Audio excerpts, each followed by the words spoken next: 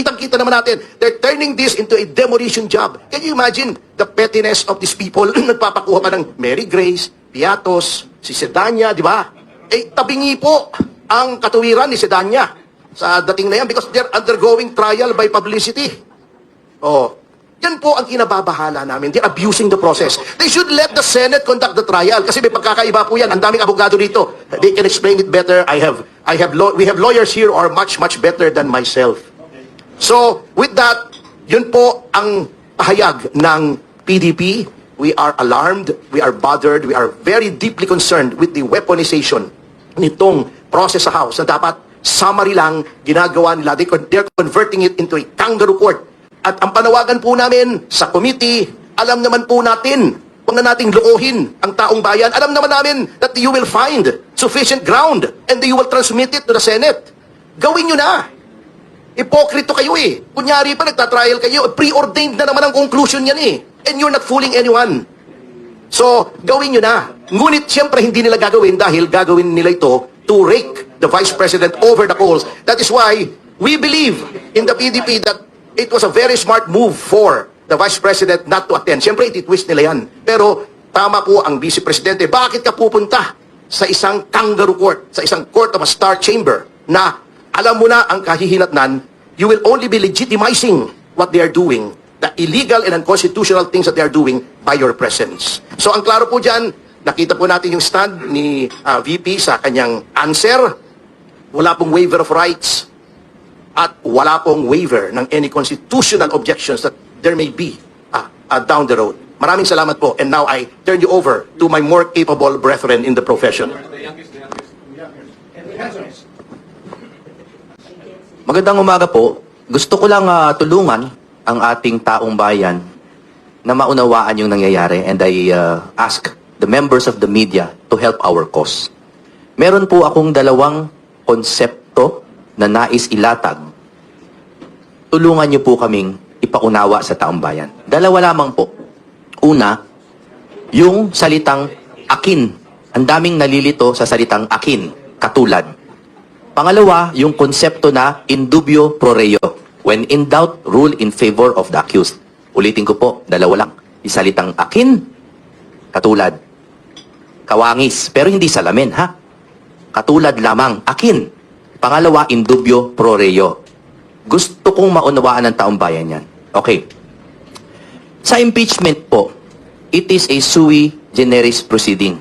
Wala siyang katulad. It is a class of its own.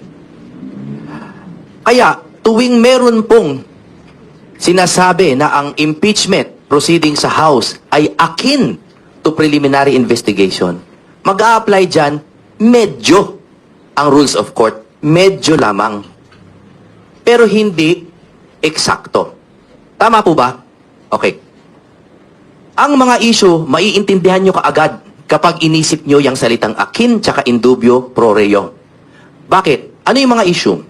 Kahapon, sinabi nila, gusto nila na mag-cross-examine tayo, no? On our side, gustong i-cross-examine yung mga witnesses.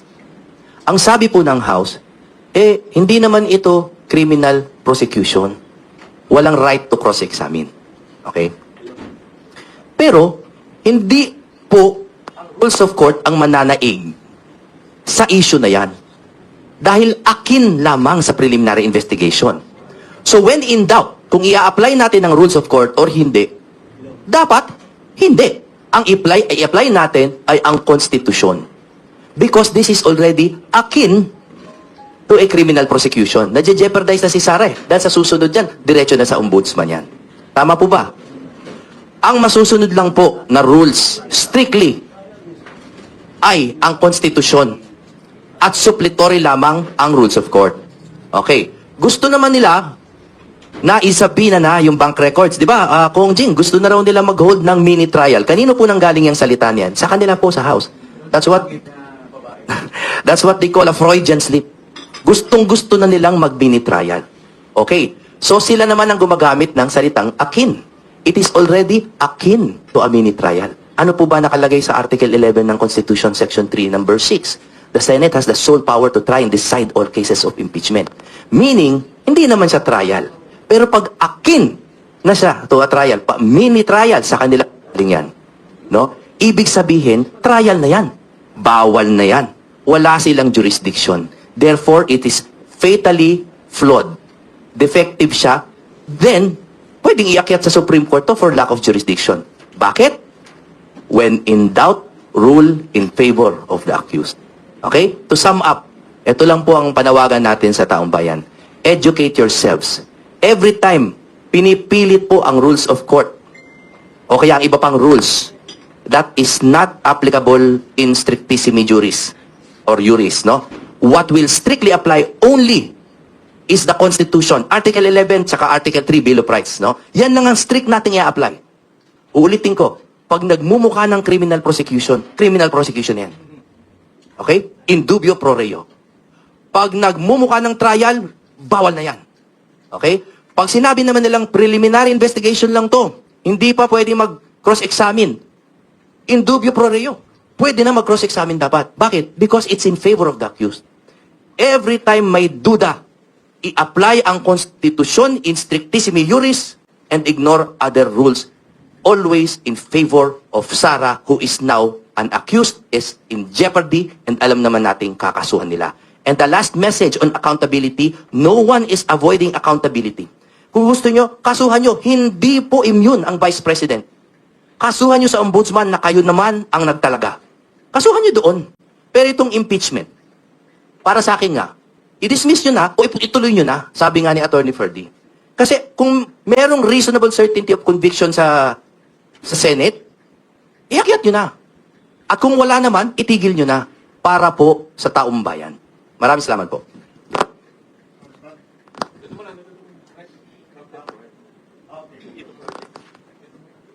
Okay. Magandang umaga. Magandang umaga. Sa ating mga kaibigan dito, both from the mainstream media and the blogs or bloggers. In my 30 years of practice and in 3 impeachment cases that I participated in together with my good compañeros, Attorney Jing Paras and Attorney Ferdinand Topacio, this is the first time that we have seen a witch hunting, fishing expedition, and a kangaroo court molded into one. This is the most horrendous, outrageous, and void proceeding in an impeachment case. Can you imagine? Dalawang impeachment complaints na recycled and bogus, pinagbigyan nila on form and sufficiency. Tapos, nagkaroon ng proceeding which is, according to our compañero Attorney Jimmy Bondok, ay akin to a trial. Meron bang ganun?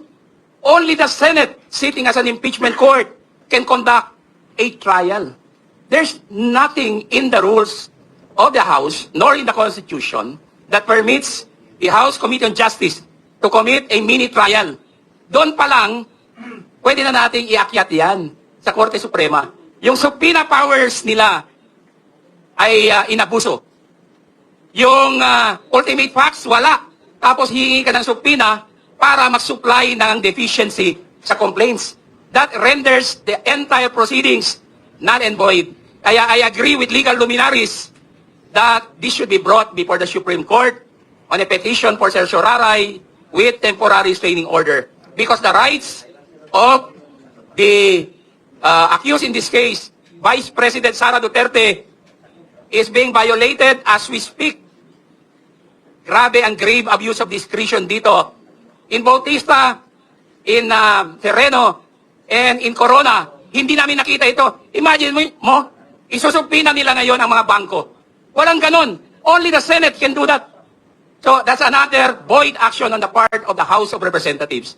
I would like to point that out, not because our dear Vice President ay malapit sa puso namin. We are duty-bound as citizens to protect the office of the Vice President, which is being violated ngayon ng House of Representatives who are more concerned with the impeachment than addressing the emergency economic situation that we are facing. Maraming salamat. Marami pong salamat, mga kababayan, sa ating members of the media and of course the social media. Very simple lang ang sasabihin ko rito. They've always been saying that impeachment is a political, endeavor, political process. Kaya, the height of politics is present in the House of Representatives, sa Committee on Justice. I mean, wala na tayong pag-uusapan. Doon pa lang sa determination of form and substance. Pinakita na nila yung politika. 54 versus 1. Oh, itong si Rufus Rodriguez, kunyari, dito, hindi niya alam kung saan siya kapapanig, sa kaliwa ba o sa kanan. Pero bumoto pa rin doon sa substance. Oh. So, dinadrama nila ang taong bayan. Alam naman natin kung saan hahantong ito lahat.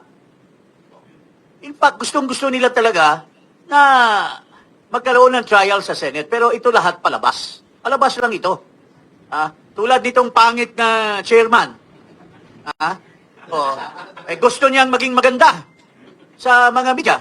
Kaya panay press release niya sa mga mali-mali niyang sinasabi. Enhancing the political process to persuade the people in their favor. Kung gusto nila noon na 1/3 ay minamadali nila, bakit hindi na nila madaliin ngayon? Magboto na sila. Bakit pa nila gagamitin ang BP para sa kanilang sarsuela? Alam naman natin, sarsuela lahat ito. Wala silang ebidensya, mangangalap pa. You know, when you file a case, if it's a criminal or a civil, you file a case in a criminal doon sa fiscal, pagdating doon sa complaint mo, nakalatag na lahat na ebidensya. Hindi ka na pwedeng, tika-tika fiscal, isupina mo muna ito kasi wala kaming naka-attach ditong ebidensya sa sinasabi namin. Pwede ba yung ganun? Supina mo pa. The fiscal, which is akin. Sabi ni Jimmy, yung fiscal, kung ano ang trabaho ng fiscal, ganun din ang trabaho ng House Committee on Justice. They only determine probable cause. Pero if you're conducting a trial, you're already making a judgment. You're usurping the powers of the Senate. Di ba? Ano pang gagawin ng Senado kung pinrejudge mo na dito by making a mini trial, kunyari, pero actually, you're already making a full-blown trial under the guise of a mini trial. Well, the Constitution did not use the word try for the House of Representatives. It only says initiate. And initiate means to say, i-determine mo lang, tapos kung mayroon kayong prima facie or probable, magbutuhan sa plenary. If you get 1/3, then let the Senate decide and try the case. Ito, inuusig nyo na si Vice President using several stupid arguments from stupid people na hindi man lang mga abogado. Paano na ang taong bayan? Tapos, gumagas na sila, nagpupunta sa Bali, mag-birthday celebration, hindi natin alam yung mga under the table dyan. So, ito lahat po ay pamulitika. Kaya, baloney, yung House, talagang alam na natin ang ang kanilang boto. Mayroon dyan iba, kunyari, isang partido, isang ganito, kunyari, pahaging-pahaging pa. Sabi nga nung isang businessman na kausap ko, nagpapalapad lang ng papel yan para baka hindi pa nabigyan. So, ganito po lahat yan. Politika ang nagtulak nitong Committee on Justice. Gusto nilang gamitin for their propaganda, and they're hiring even dean of law schools to talk in their behalf to justify their sarsuela na mini trial. Mayroon isang bobo dyan na dean na sinipa ng kanyang law school, daldal ng daldal, ang daming din na sinasabi. Katulad ito ng mga iba pang mga abogado dyan na alam naman natin mali yung sinasabi nila, but hindi natin alam kung anong nasa likod ng kanilang mga sinasabi. So, ang bottom line para sa akin, mga kababayan, I've been a member of the House. There were 3 impeachment process that I've gone through. First, yung kay Chief Justice Davide. Yung kay Chief Justice Davide, we achieved 1/3, pero hindi dinanggap ng Senado. Hindi in-endorse ni Speaker De Venecia. So, talagang pamulitika. Yung kay Bautista, pinatay na nila doon pa lang sa, pinatay na nila doon pa sa committee. Wala daw form, walang substance, pero na-overall ng plenary. Oh. So, ito lahat, it's politics. Ah. Kung may order ang speaker, may order ang majority floor leader, lahat yan, tamimi lahat yung mga miyembro dyan ng Committee on Justice. It's already been revealed by a Congressman Erice. It's been revealed by Toby Chanco na pamulitika lahat ito. Kaya, ito sa inyo, lahat dyan ng mga congressman. Ito sa lahat dyan ng mga congressman.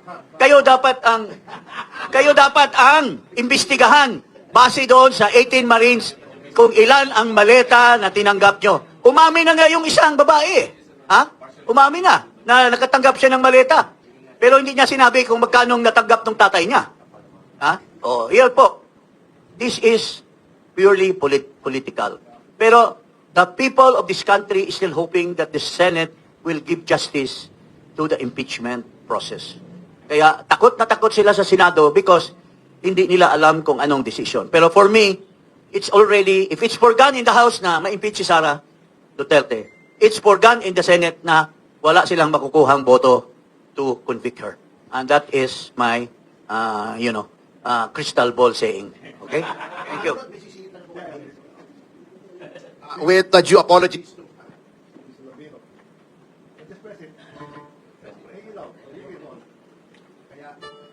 Kaya ayoko ng wireless eh.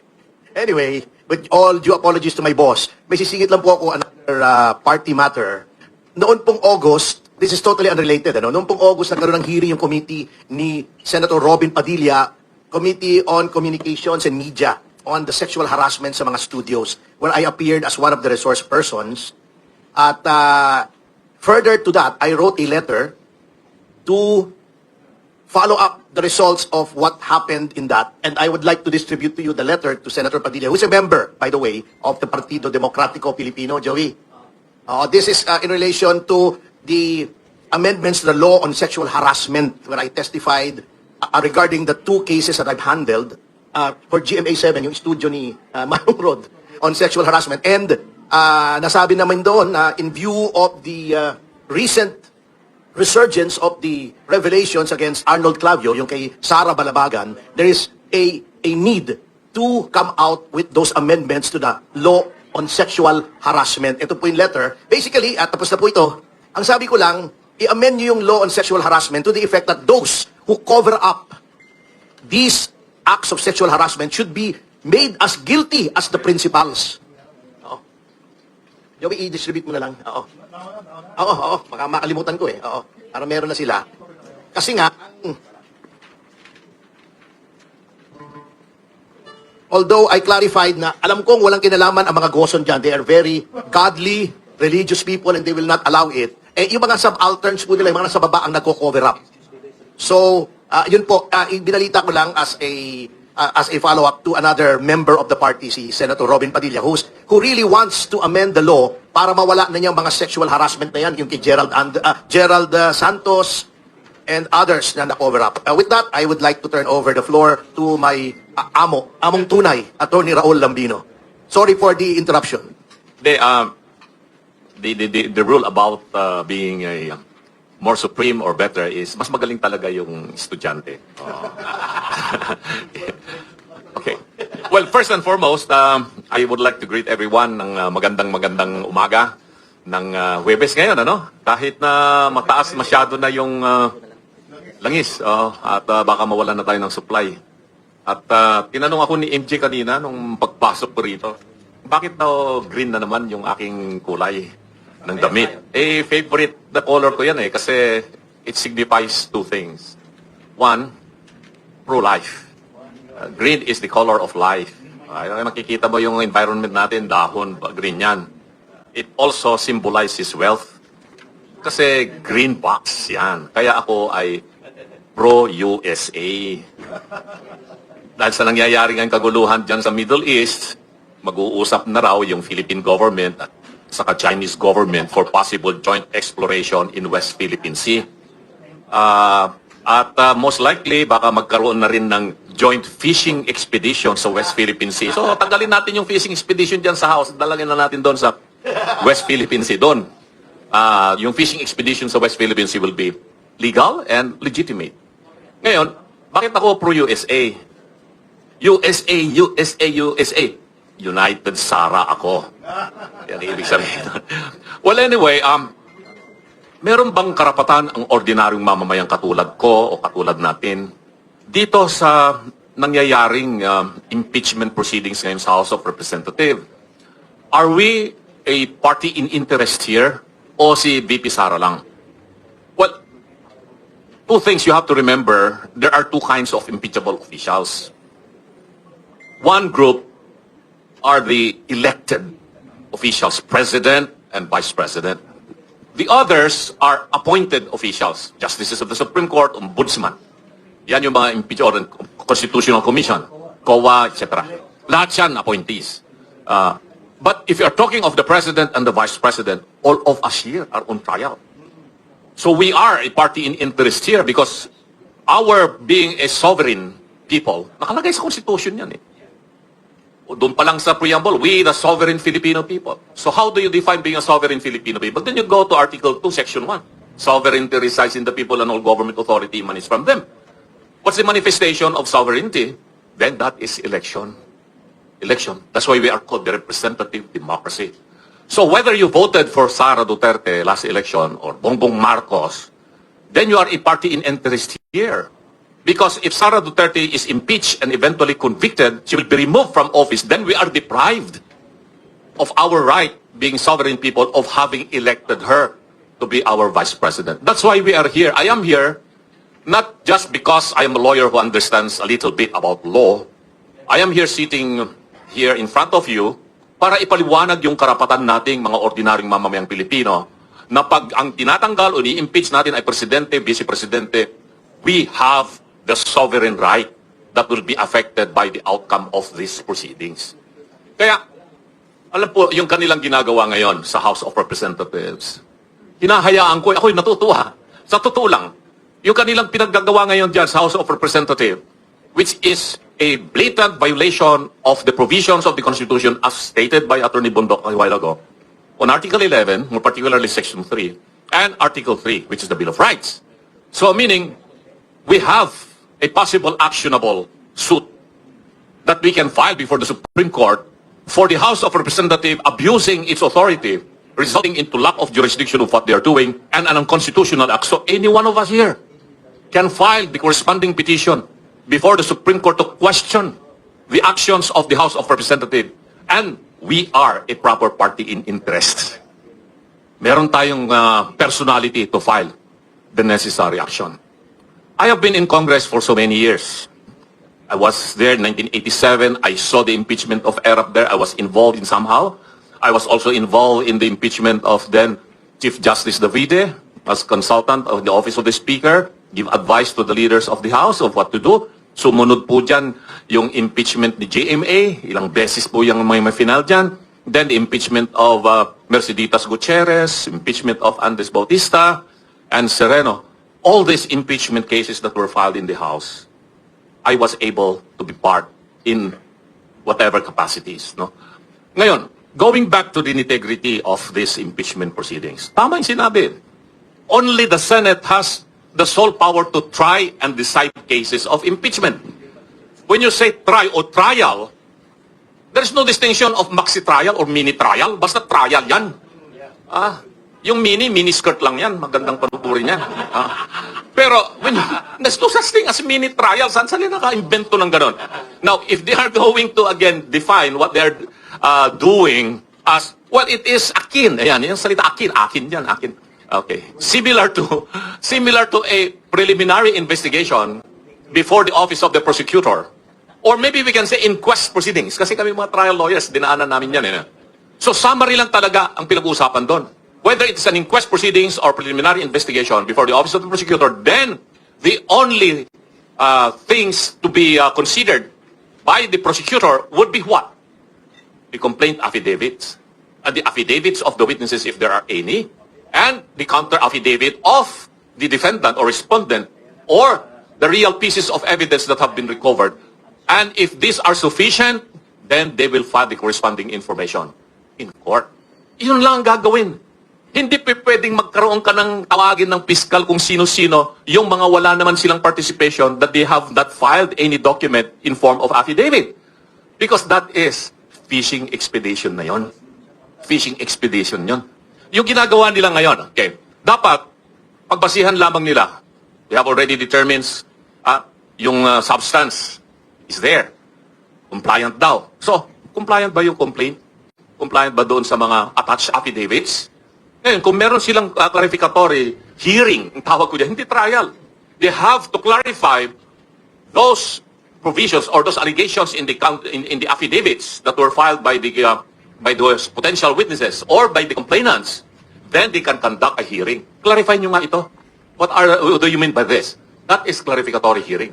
But if you are going to start issuing subpoena to people who are not mentioned in the complaint or who have not submitted any document or affidavit, that is violation already of the provision of the Constitution on trial. Trial na kasi yan eh.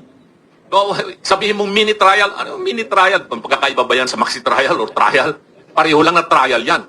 And remember, any incidents or any other action related to trial, which is the sole power of the Senate, and if this is undertaken by the House of Representatives, it is unconstitutional. It is just not unconstitutional, it's also done with grave abuse of discretion amounting to lack of jurisdiction. Nung binasa ko yung answer ad cotellam ni VP Sara, I was so proud of her lawyers. Magaling sila. They know what they are doing. They know their law. They have to answer it, but it's ad cotellam, meaning to say as a precautionary measure without waiving the right to object on anything related to the unconstitutionality of the complaints or the proceedings that will take place in the House. So ngayon, ang ginagawa nitong Committee on Justice, insisting of issuing subpoenas. Meron sila kasi sinabina pa ng abogado. No? No, these are all violation. These are all violation of the sole power of the Senate in a trial. No? Hindi naman na ito kasi committee hearing lamang ng in order to what do you call that, pass a law. No, not anymore. This is a hearing not in aid of legislation but a committee hearing to determine if there is not just a mere probable cause, but if there are evidence that would warrant the findings of the Committee on Justice to go up to the plenary and for the plenary to decide and then transmit the matter to the Senate. Ganun lang kasimple yung impeachment proceedings. They are trying to complicate things in a way, katulad sinabi ni Atty. Parasin, ni Congressman Jing, because sabi nila, Sarsuela ito. Sabi ni Atty. Topacio, kangaroo court. No, don't use kangaroo court. That's going to be an insult with a beautiful kangaroo. I love kangaroo. I've been to Australia many times and they're so beautiful.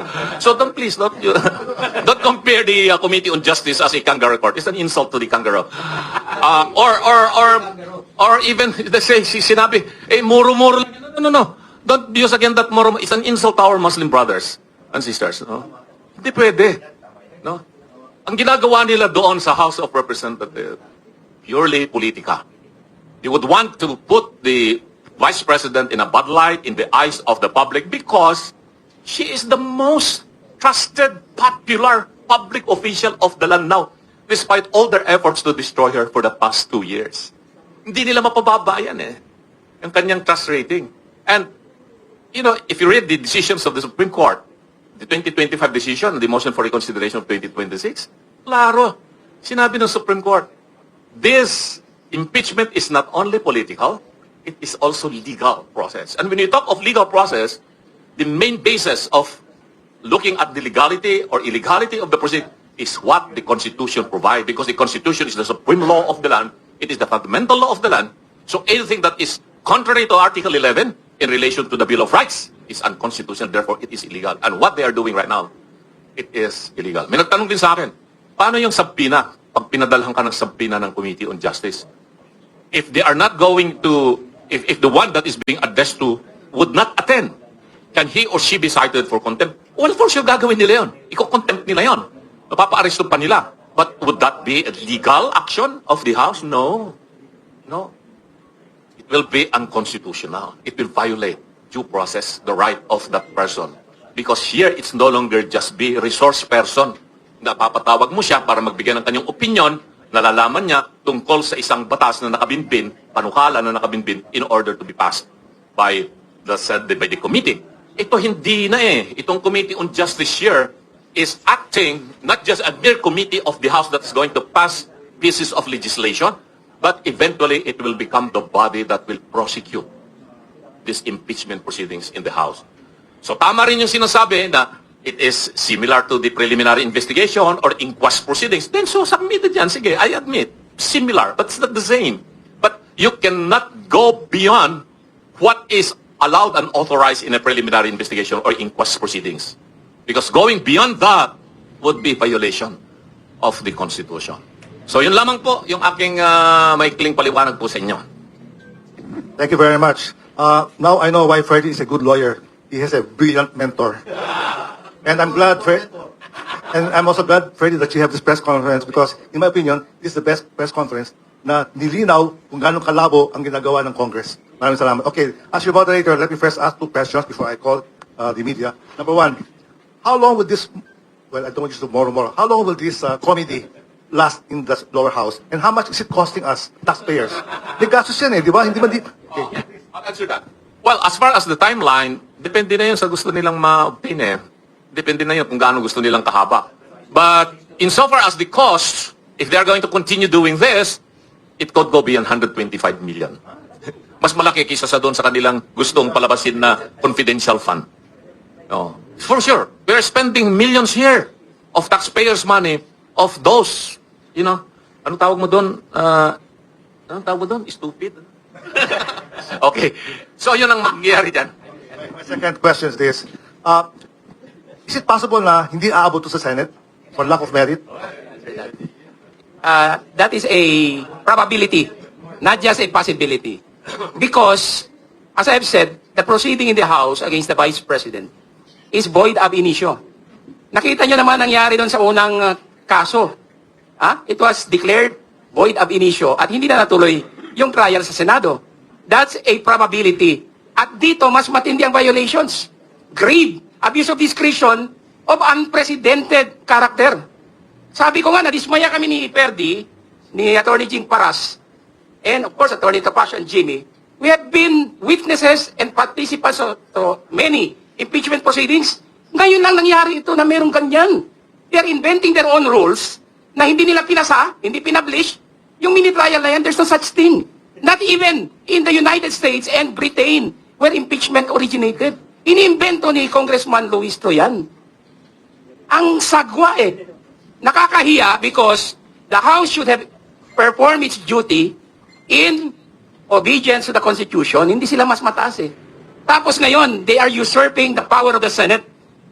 Diba? Napakapangit tingnan. And where is the prioritization there? Ano ba ang importante? Itong ginagawa nila kay BP Sara o yung ekonomiya natin ngayon na is already in an emergency situation? Parang there's a wrong prioritization here.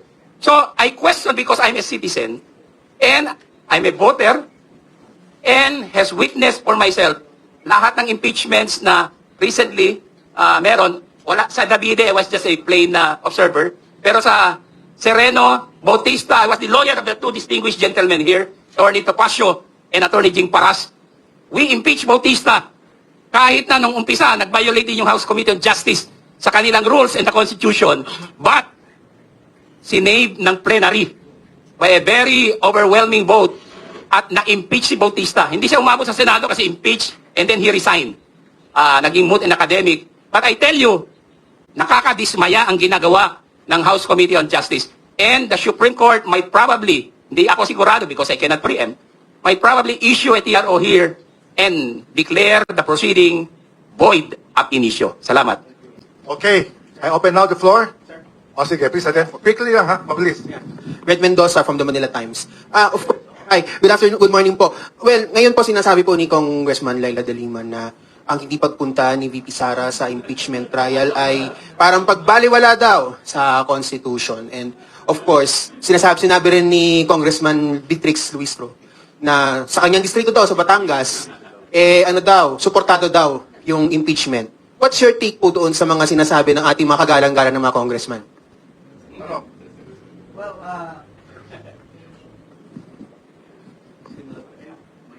Hello? Okay, go ahead. Yeah, with your respect, no?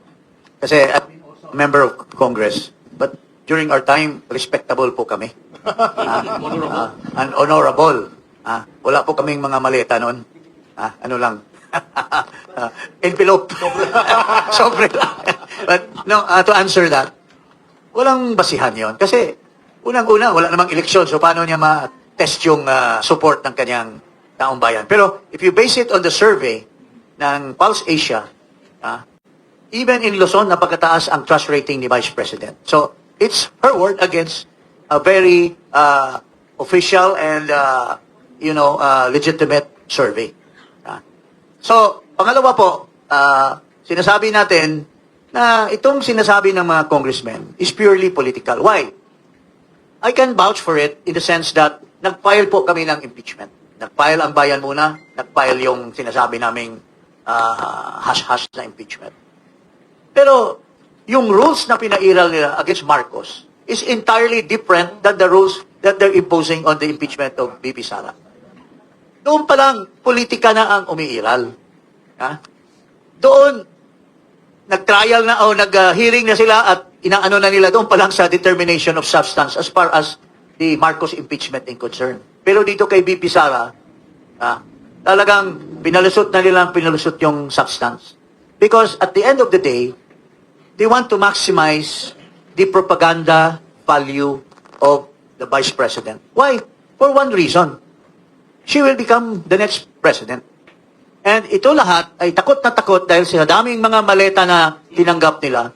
They are thinking that there will be a serious investigation come the presidency of the Vice President. Yun po ang tinatakot. Kaya dito pa lang, papatayin nila. Pero ako, confident ako na hindi basta-basta, itong nasa Committee on Justice mukhang ayos na yan eh. Ayos na yan. And there are people there na talagang they cannot accept the Duterte. Unang-una, ito si Riton. Bakit siya is in the forefront of all this? For vengeance. Kasi pahiyang-pahiya yung kumag na yan dahil sa sinipa siya ni Duterte for being a stupid and, irresponsible head of an office. Can you imagine he was traveling every month, on the basis daw na mayroon siyang doon? Nagsasaksya siyang ng pera pero yung kanyang liderato ay urban poor. So, ginagastos niya yung pera para sa urban poor. Kaya, outright, sinipa siya ni President Duterte. So, hindi niya matanggap yon. Kaya, gusto niyang bumawi to the extent na magpapasupina siya ng mga records ng mga bangko at saka mga lawyers firm. Sinita na nga siya ni Congressman Rodriguez na mali-mali yon. There is a client lawyer's privilege. So, hindi ko alam kung nakakahiya naman sa UP College of Law, nanggaling pa ito doon. Now, with your respect, kaibigan ko ito, pero nag-iiba ang ihip ng hangin. Ito si Redon, it's all vengeance. Si Dilima, vengeance din yan eh. Kasi biniblame niya si Fredito Pasio nung sa BACC at si Bit Aguirre na nag-file sa kanya ng kaso. Which was, kung hindi lang nagbago ang administration, baka nasa kulungan pa yung magandang Laila Junil de Dayan na babae. So, ito po lahat in answer as a parting word. Ito po ay pamulitika lahat. Now, if it's politics, wala, in violation of the Constitution because in the ruling of the Supreme Court, there must be, the Supreme Court admitted that it is political, but it is also legal. But this Committee on Justice is all purely political lang lahat. Walang legal kaya they violate the Constitution. And I suppose, I will not presume na hindi gumagalaw ang mga abogado ni Vice President to question all this in the court. Itong lahat ng mga violation. And in fact, I believe that if there is an immediate action, they can get an injunction or restraining order in all this violation of the House of Representatives. Thank you. Okay, Yan po. next. Okay, Dagdag ko lang, Manong Rod, excuse me, sorry sige, to quickly. interrupt. Dagdag ko lang, that is another example of the hypocrisy of these people. Si Laila de Lima, noong inimbestigahan yan sa bilibid drug trade, hindi rin siya pumunta eh. She exercised her prerogative not to be present during the hearings. Bago sasabihin ngayon ni De Lima na it should be taken against the Vice President. Kanyang ka-ipokrito itong mga taong ito. Doon sa hearing, doon lumabas yung, Committee on Justice din yun eh. Di ba? Ewan ko kung may ibang committee roon na parang on dangerous drugs yata, I don't know. Pero doon lahat lumabas yung aligasyon. Hindi siya pumunta. She did not rebut yung sinasabi na nagsusubuan sila ng saba ni Dayan. Ba't hindi siya pumunta ron? Sinabi niya, hindi saba, natundan. Ibig sabihin, just to underscore the fact na hindi niya ginagamit yung sinasabi niya sa sarili niya. Hindi siya pumunta roon. And the committee respected that. Na hindi siya pumunta. Wala naman sinabi laban sa kanya. Hindi rin pumunta yung mga abogado niya. Bakit ngayon sinasabi niya pag hindi ka pumunta? Against the Constitution. Hindi ba ang hearings in aid of legislation na nasa Constitution din? Ba't hindi niya sinabi sa sarili niya yun? So, that is how hypocritical, how jealous-faced these people are. Doble cara talaga. Grabe. Attorney, first, papapikit tuloy si Attorney Bongdok sa mga sinasabi mo. But anyway, Congressman Paras, from your end po, do you intend to file this before the Supreme Court? Kasi kinanong namin kahapon ng defense team, too early to say, but that remains to be an option. But from your end po, I what think, do we expect from as a lawyer, no, and I would presume that the hired lawyers of the Vice President, they are actually monitoring all these things. And in my short conversation here with Attorney Bondo, we are in the same mindset that there must be an immediate action. There must be a monitoring because what they are now doing, the Committee on Justice, araw-araw they violate the Constitution. And they should be restrained from further violating and trampling the Constitution. Kasi mali. Walang mini trial na nakalagay sa ating saligang batas. That's why, sir, sa end or sa part niyo po, sir, are we expecting any action? Magpa-file kayo sa... I would like to clearly state this for the record. We have not been tasked by anyone to challenge this before the Supreme Court or before any pertinent body. However, as an academic exercise, ako na po ang umaamin sa inyo, as an academic exercise and in the interest of our nation, no? Ako po mismo ay naghanda na ng bullet point argument ready. No, is a very kung sila may mini trial, kami may mini draft. No? Meron kaming mini draft. What? No, but do you know why? Because lahat naman po tayo gusto natin maging handa. But the reason why I wrote it kaagad, we wrote it, no? Kami ni Attorney Bobet, is because it was too easy to write. It was too easy because the violations are too blatant. Kaya po nangyayari to as a last statement, no? Kasi po, bagamat hindi sufficient in substance and in form sa aming palagay yung mga sinabmit. Ang problema po, yung mga nasa po, ang mga sufficient in substance abuse. No? Sila yung sufficient in substance abuse. Kaya ako po, sana mag-ingat sila kasi baka mahirap yung substance abuse kasi baka mag-sufficient in formalin sila pagdating ng ending. No? So you'll be filing it, Attorney Bongdok, anytime soon? Let me clarify. We have not been tasked by anyone. Ginawa po namin to in the interest of justice. Taus-puso po yan. Kasi po, based on their public pronouncements pa lang, it is so easy already to rebut all of their allegations. Well, let me answer that from the legal standpoint. No? Importante kasi na maintindihan ninyo, pag nag-file kayo ng petition, that you have a personality to file or the outcome of your petition, whether it's going to be granted or dismissed, would affect your right as a taxpayer, as a citizen, as a voter.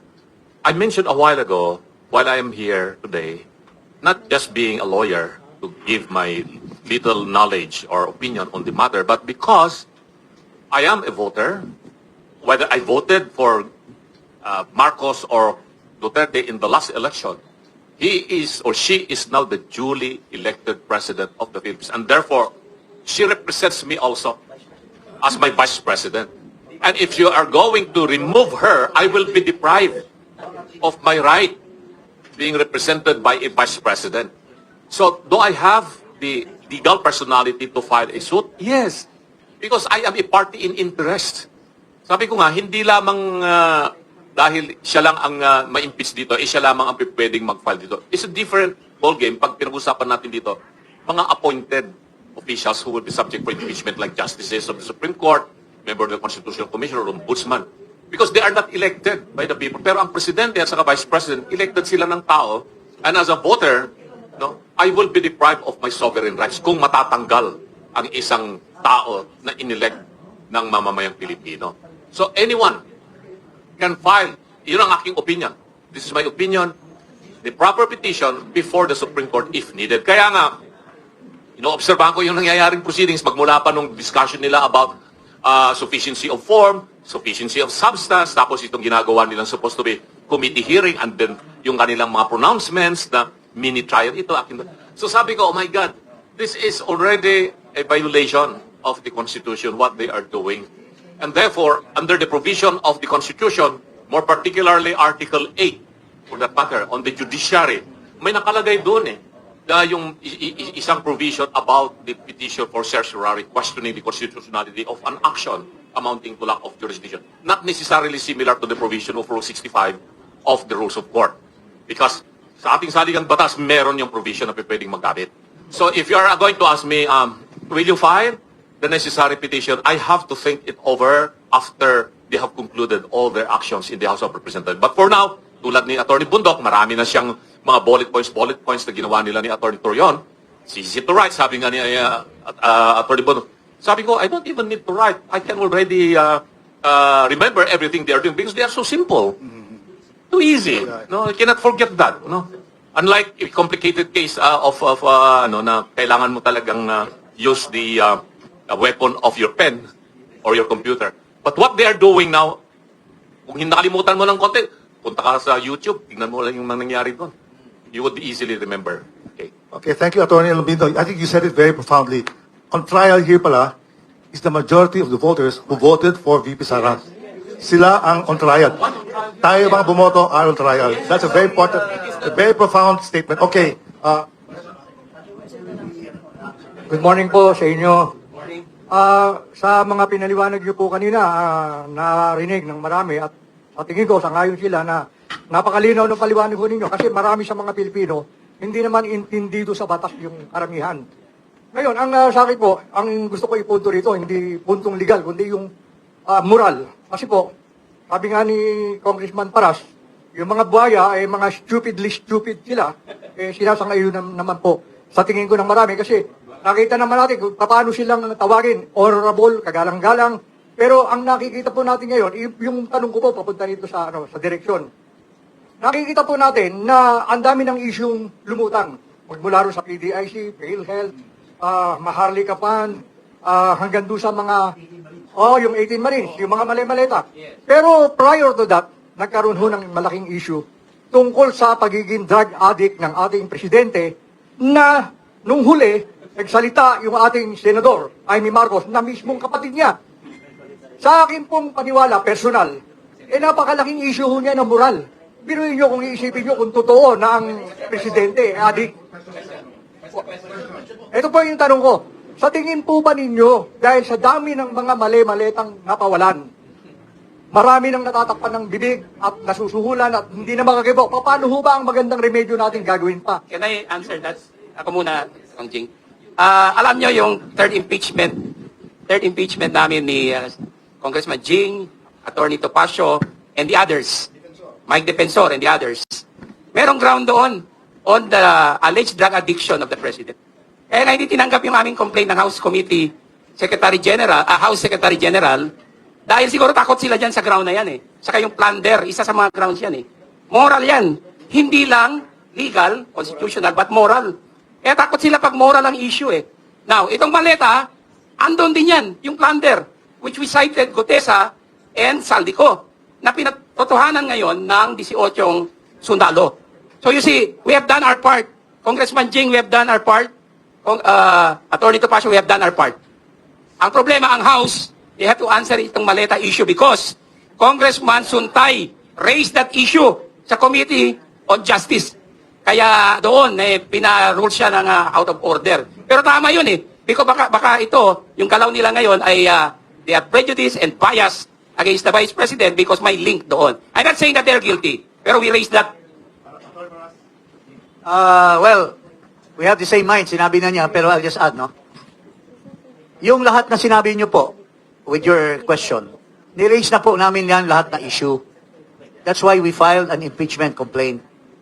Pero, dirty trick kami ng House. Unang-una, they made it sure na yung magtatanggap ay absent, nagbakasyon daw sa Taiwan.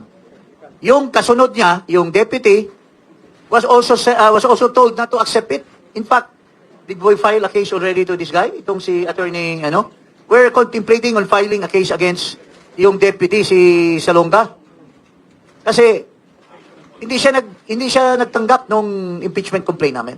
Had it been na tinanggap nila yon, napakalawak po yung akusasyon namin dito sa, ano ba tawag nila dito kay Marcos? Bangag na Pangulo?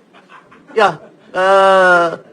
So, mayroon po talaga na complaint kami citing all ng mga lahat na kabulastugan ni Marcos Jr. po. Pero ang inintindi nila yung kay BP Sara. Pero doon sa complaint against Marcos na pinailang bayan muna na mayroon naman ding laman, wala daw substance. So, yun po ang imbalance. Yun po ang tinatawag nating pamulitika lamang. To protect Marcos, who is being accused of so many crimes by Saldico, by the 18 Marines, versus an allegation na pinagwala ng base ng COA against the Vice President na napaka-pranggot lang 125 million versus billions of billions na sinasabi ni Saldico na tinanggap ni Marcos Jr. Yun po. Thank you. Okay, Nga pala, may naalala lang ako. Yeah, Ang please. tawag na pala ng ibang tao kay Representative Luistro is representative necessity. Because necessity knows no law. okay. Bago natin makalimutan yung one issue ng confidential funds, 125 million yun, tapos another 600 million yata yung sinasabi, di ba? Yes. Immaterial yung sa DepEd, no? Dahil hindi naman impeachable official yung Secretary of Education. Anyway, pag pinag-usapan natin na ang basis lamang po nila ay yung notice of disallowance sa COA as evidence, naku po, pag yun po ay tatanggaping ebidensya, karaming makukulong ng mga cabinet officials o kaya pati sa presidente dahil hindi pa nila na-account yung kanilang mga confidential funds or kaya mga notice of disallowances yan. Billions yan. Pumunta ka sa yung website ng COA. Every department, every year, marami silang mga hindi pa naliliquidate. But it doesn't mean na meron ng krimen na nangyari. So, ang daming mga unliquidated dyan. So, walang basic nga. Tapos, ewan ko, meron akong nakita sa Facebook na ginamit nilang ebidensya. Inilabas na raw nila si Piatos na ebidensya doon sa house, di ba? Pero, maglalabas din kami ng Piatos dito, kainin natin, ha? Hindi ito ebidensya, pagmerienda kasi apandisal lang yung binibigay nila sa kamuning, eh. Okay. Ito. Okay. Levity aside, okay. Kainin natin to. Freddy, Yeah. with your permission, I want to change the subject, no? Because the economy is a very big problem now because of the oil crisis. Binigyan ng Presidente ng emergency power. Okay, anong inyong recommendation sa Presidente? How to address the oil crisis? Well, unang-una, there's no need for an emergency power. Kasi, nasa poder na ng Pangulo yan eh. To address the crisis on oil. In fact, yung kanyang Secretary of Energy has already said na, may mga kausap na kami, na may mga supply na. Baka may ibang purpose ito. Mayroong mga iba na namang maniobra ito si Marcos. Alam mo, he always have so many dirty tricks in his kilikili. So, these are all alibis na Kaya na-alarm ang mga tao. Unang-una, this is too late. Because nung una pa lang na pumutok yung gera, reverberating effect na kaagad yung mawawalan tayo ng oil. Pero sinasabi ni Marcos, 60 days ang reserve natin. Bakit wala pang 30 days? Nagtaasan na ang mga presyo. So, napaka-handpick niya na Pangulo, hindi niya na-address yung pagsamantala ng mga oil suppliers, yung downstream. Minsan, ako, per my personal experience, pumunta ako sa isang gas station. Isa lang yung gas station boy, parang tinatago ng mga gas station na ma-dispense ka agad yung kanilang stock, hoping to have a windfall. But walang aksyon ang Department of Energy. Walang nakulong, walang nasampahan ng kaso dito sa mga businessmen na mga nagsamantala. So, hindi na kailangan ng emergency. Hinuli na dapat niya kung siya ay talagang competent na Pangulo. Pero he's just so incompetent that he has to devise an alibi through issuance of an emergency executive order, which can be done by the existing laws already. Thank you, thank you. Eh, Okay. ito, sir. Go ahead, please. Medyo naiintindihan ko ng konti yung negosyong oil and gas. Ano? Bilang isang abogado, may mga clients tayo who are involved in this industry, both as importers of oil and gas products and also retailers. Ano? It's an issue of supply and demand kasi yan eh. Let's face it, maraming mga na-damage ng infrastructure sa Middle East, oil refineries at that. And of course, the problem in Persian Gulf and Gulf of Aden, in between that is the so-called Strait of Hormuz, that then dumadaan yung more than 20% of oil coming from the Middle East. And then the other area is yung tinatawag ng Swiss Gulf and the Red Sea going to the Gulf of Aden patungo sa Indian Ocean. Meron din isang strait dyan, yung Bab el Mandab or Strait of Mandab, na mas makipot yun kaysa sa Strait of Hormuz. Kaya dito sa Arabian Peninsula, andyan yung Yemen, yung Houthi. Yan ang kanilang binabantayan din. Baka magsarado yan pag sumama yung Houthi dito sa gulo. So dalawang areas yung maapektuhan yan. Strait of Hormuz, that is the body between Persian Gulf and the Gulf of Aden going to the Arabian Sea back to the Indian Ocean. Saka yung isa, yung Strait of Mandab, yung Bab el Mandab. Nakakatakot yung mga situations na yan. Pero ngayon, sabi ng Amerika, okay, na yung kanilang naval vessels, they would even have to escort yung mga tankers na manggagaling sa Persian Gulf o manggagaling sa Red Sea, papalabas ng Arabian Sea going to Indian Ocean para makarating yung langis going to Asia. Okay? Alam po ninyo, ang problema ay yung mga may-ari ng barko. Marami pang supply na nasa Middle East. Pero yung mga may-ari ng barko, mga oil tankers, ayaw nilang papuntahin yung kanilang mga barko kasi masyadong risky. At ang Lloyd's of London, which is the biggest insurance company na nagbibigay ng napakalaking cover for ships, maritime insurance, ayaw mag-issue ng insurance. Pag ayaw mag-issue ng insurance yan, syempre yung mga may-ari ng barko, ayaw nilang payagan yung mga barko nila. So ang ginawa ng Amerika ngayon, using the powers of Trump, they have allowed the use of what we call the Development Finance Corporation funds. Nagtalaga sila ng $20 billion to cover what Lloyd's of London will not cover. Kaya meron ng mga ships, ng commercial ships, na maglalayag sila going to the Persian Gulf, going to the Red Sea, para magdala ng langis dito sa atin, sa Asia. Pag tumagal pa itong kaguluhan na ito, for another 30 days, let's face the reality. Talaga pong wala nang darating ng oil supply dito sa atin. But for now, pag pananiwalaan natin sinasabi ng Department of Energy that we have sufficient supply available here, yes.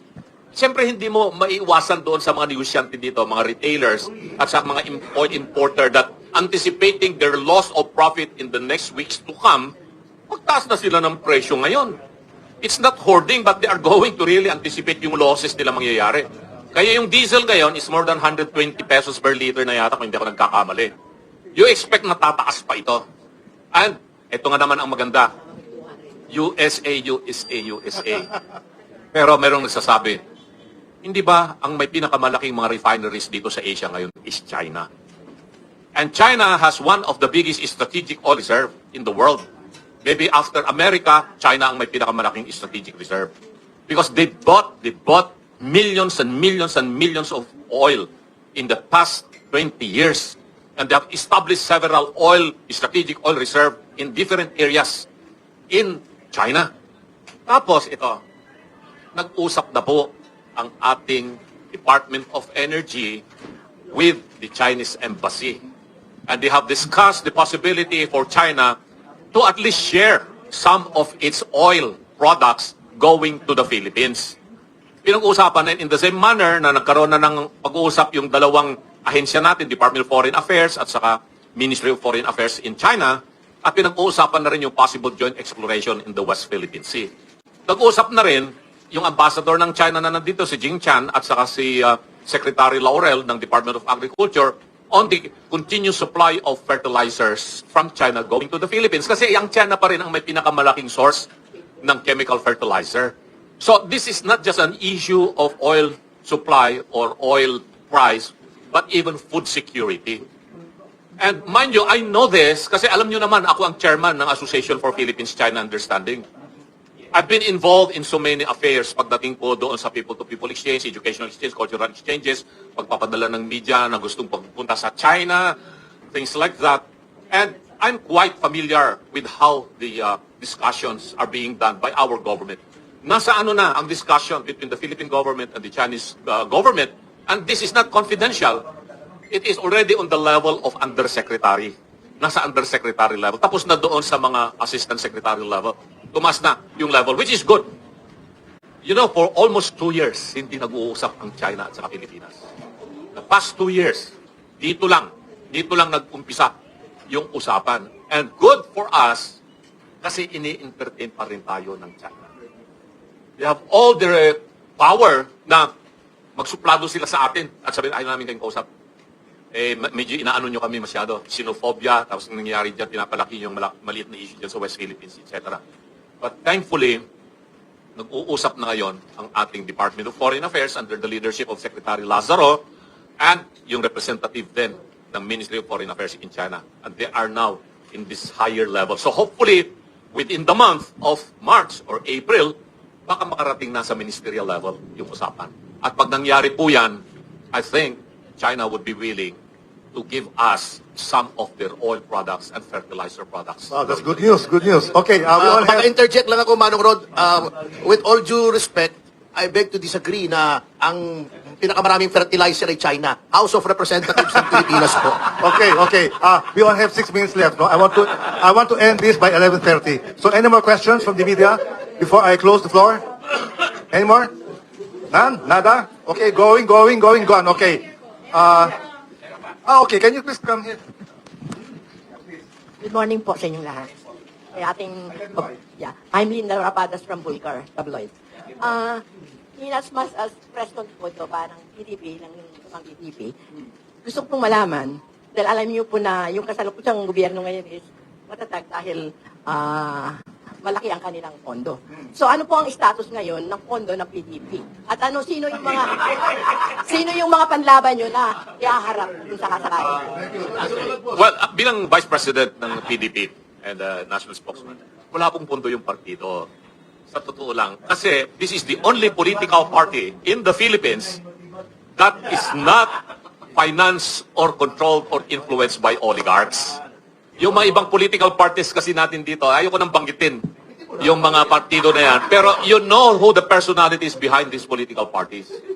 Dito sa PDP, of course, si Tatay Tigong, siya yung ating chairman emeritus. Ang presidente ng partido, si Basti Duterte. Ang vice chairman, si Al Cusi, walang pera. Vice President, Raul Lampino. Wala kaming pera. Si Ferdi, mapera. So, but we are the only political party that is grounded down below. We are not the political party that is floating on the clouds na wala silang mga membrong ordinaryong mamamayan sa mga barangay. Ang PDP po meron. Continuing po yung aming basic membership seminar with ordinary people. We have started already appointing presidents of our parties in every provinces. And eventually we go to all towns and barangay. Unti-unti lang kasi ang gusto namin, matapos man ang eleksyon or hindi, walang iwanan ang PDP. Hindi katulad ng nangyari yung experience. At saka bago pala, I have to be very open with you pagdating sa oil and gas. I had a meeting last week with no other than the first secretary of the political affairs section ng Russian embassy. Kaibigan din natin kasi. So nakiusap ako sa kanya na tulungan nyo naman kami sa Pilipinas because outside of the Arabian Peninsula or the Middle East and the United States, the country that has the third biggest reserve is Russia. Pero ang problema rin sa Russia ngayon, yung igera pa rin nila sa Ukraine at saka yung mga oil pipeline going to medyo apektado. But Russia is still one of the main sources of China's fuel. So, dinadala ng Russia yung kanilang fuel sa China at saka sa India, pero mas marami napupunta sa China. So, pag pumayag yung Russia at sabihin sa China, oh, yung bibigyan namin supply sa inyo dyan sa China, ibahagi nyo naman ang Pilipinas. So, I've already, on my own initiative, not because, but I really wanted to help kasi alam ko yung problema pagdating sa oil and gas. Thank you so much, Mr. Okay, Kong, the last statement. Nagtatanong po kayo kung sinong may pera sa Pilipilaban? Unang-una, si Magtibag, daming pera yon. Kaya lang, in-scratch niya yung Pilipilaban at tumalon doon sa kabila. Ha? Isa pang may pera sa Pilipilaban, yung Pipito Alvarez, daming pera din yun. Oh, tumalon din. Kawawa yung Pilipilaban, walang naiwang pera. Ha? Ay, ewan ko si Alcosi, baka mayroon pa. Pero anyway, whatsoever, ma'am. Ha? Yung si Magtibag, ang dami palang pera nun. Katabi niya yung bata-bata ni Atong Ang, yung si, anong pangalan nun? Atayde. Ha? Naglabas ng 1 bilyon, ha? Oh, tapos, hinawakan ni Magtibag. So, marami silang pera. Pero hindi na Pilipilaban yun ngayon.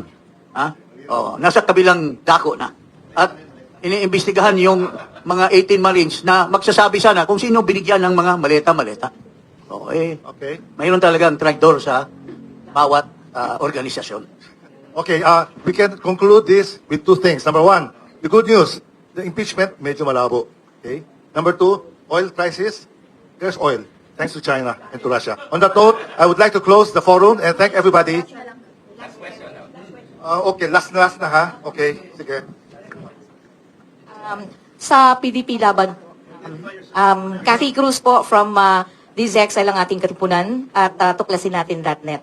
Ang gusto ko pong malaman kung yung pagdeklara po ba ng state of energy emergency ay tama po ba yun?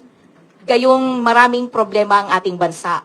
At follow-up question ko doon is, ang PDP Laban po ba tinatayuan ang pag-implementa ng Article 12, Section 17 and 18 sa sitwasyon po ng ating bansa ngayon? Thank you. Attorney Topacio will answer that, no?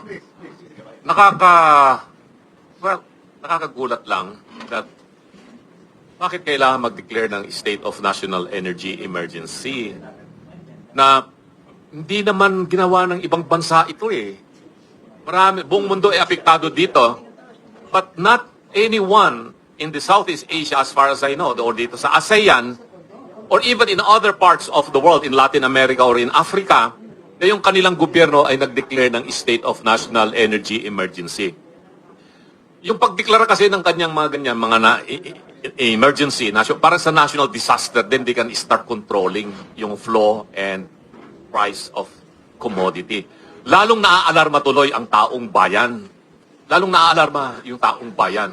Na para bang may agenda or what na gawin ito para ma-justify yung pagtaas ng mga presyo ng mga produktong langis and eventually lahat ng mga produkto na kailangan natin to follow suit.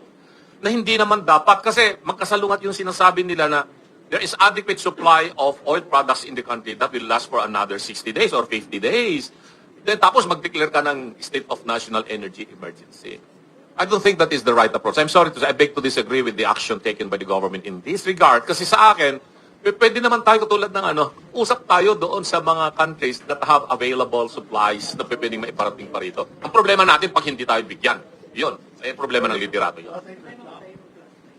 Of course, I cannot deviate from my boss. At yun naman talagang stand ng PDP. Yung sinasabi niyang agenda lamang, let me just expand on that. Tama po yun eh. Unnecessary. Because all of the powers are already existing. Kaso nyo, ito ang not so hidden kasi mababasa nyo naman na, alam nyo, in an administration that has the trust and confidence of its citizens, hindi ito mapapansin eh. But with a president who has an approval rating of below sea level, laging kahina-hinala ito mga provisions na ito ng yung emergency, yung EO 110. Kita nyo ha, number 1. Yung pag-accelerate, hindi lang ito kasi ayuda eh. Hindi lang price control. May infrastructure. Ano ba infrastructure? Di ba flood control infrastructure yun? Oh, eto ha. Well, ito ay nag-accelerate ng construction of renewable energy infrastructure. Solar siguro, natural gas. Ano to? Build. Construction. Anong construction? Di may pondo. Sinong kukontrata niyan? Pina-fast track. Oh, okay. Infrastructure support, construction na naman. Power generation and transmission facilities, hindi na ayuda ito. Yung mga tore ito, o sino naman gagawa niyan? May mga congressman na naman bang mangongontrata dyan. Ito pa, emergency procurement. Fast track na naman yan. May mangongontrata na naman yan. Katulad ng sabi ko, kung katiwa-tiwala ang pamahalaan, kung tayo ay nasa Singapore, actually kahit Vietnam, mataas ang level nila ng trust, okay ito. Pero under a government na sinasabi nga na sindikato, mabigat lunukin itong mga ito. Bakit may infrastructure? Bakit hindi yung ayuda lang? At parang mas malaki pa yata yung naka-earmark for infrastructure than ayuda. So yun ang medyo may misgiving po tayo. Kaya tama po yung sinabi ni Atty. Lambino, unnecessary, dumiskarte na naman. Magaling mag-diskarte talaga itong gobyernong ito. Thank you po. Okay, thank you.